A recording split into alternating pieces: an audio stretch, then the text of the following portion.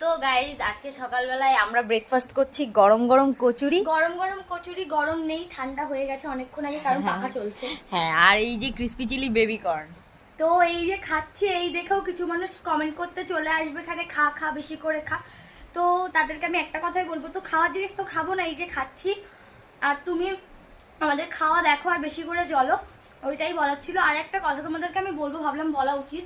তো রিসেন্টলি কিছুদিন আগে আমি একটা কমেন্ট দেখলাম, তো কমেন্টটা দেখে সত্যি কথা বলতে আমার খারাপ লাগেনি, আমার হাসি লাগলো। উল্টে আমি বুঝলাম মানুষ কেমন হতে পারে এখনকার দিনে দাঁড়িয়েও।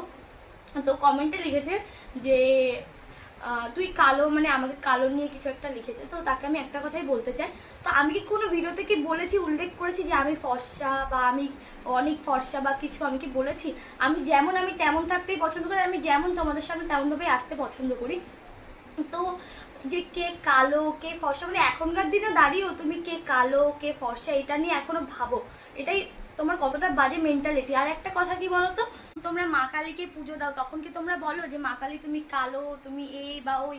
তো তোমরা মানুষকে নিয়ে এত বলো কোনো বুঝে পাই না, তাহলে তোমরা মা কালীকে কেন তোমরা পুজো দাও? মা কালীকেও বলবে যে কালো তুমি তুমি ভালো তোমাদের নাই। যখন এতই কালো ফর্সা নিয়ে প্রবলেম, তাহলে মা কালীকেও বলবে যে মা তো তুমি এটাই কালো, তো। তোমাকে আমি পুজো মানে করব আমি না। মনে করি ভগবান যাকে যেমন বানিয়েছে, কত মানুষকে তো কত ধরনের বানায়, তাহলে তোমরা ভাবি তোমার মেন্টালিটি কতটা বাজে।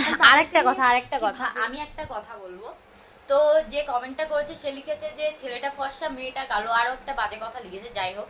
তো তো আমি আমি সেটা- এক সেকেন্ড আমি মানে এক সেকেন্ড, আমাকে লিখেছে আমি ফর্সা আরো কালো কেন? আমি কি তোমাকে বলতে গেছিলাম যে আমি ফর্সা? তুমি কি আমাকে এসে দেখেছো আমি ফর্সা না কালো? আমরা যেরকম আমরা সেরকমই দেখাই। আমরা যখন আমাদের মধ্যে পার্থক্য বিচার করি না, আমরা যখন একে অপরকে ছোট বড় করে দেখি না, তখন তুমি কে আমাদের এরকম করে বলা? তো এটাই। আর তোমাকে রাইটটা কে দিয়েছে? কেউ দেয়নি। তো যাই হোক, আমরা এক সেকেন্ড, আমরা যখন ভালো আছি তখন আমাদের মধ্যে কথা বলার অধিকার তোমাকে কে দিয়েছে? আর একটা কথা, তুমি কমেন্টে লিখেছো যে ওর হাত দেখলে, মানে হাত নিয়ে একটা বাজে কমেন্ট করেছো। তো একটা কথা বলে দিই, ওর এই হাতে না খেলে আমার পেট ভরে না। ওর এই হাত ছাড়া আমি খেতে পারি না। ওর হাতকে কি, আমি ওকেই ভালোবাসি। তাই ওর হাত পা যেমনই হোক আমি ওকে ভালোবাসি, ব্যাস এটা হচ্ছে কথা। তো আর একটা কথা কি বলো তো, তো আমি তোমাদেরকে বলছি যে হাতটা নিয়ে কি লিখেছে। তো লিখেছে তোমার হাত দেখলে বমি পায়। তো তা আমার হাত দেখলে এখন বমি পায়, প্লিজ দেখো না। তো আরেকটা কথা কি, আমার তো তাও হাত আছে, কত মানুষের বলো হাত নেই পা নেই, তারা কত কষ্টভাবে থাকে।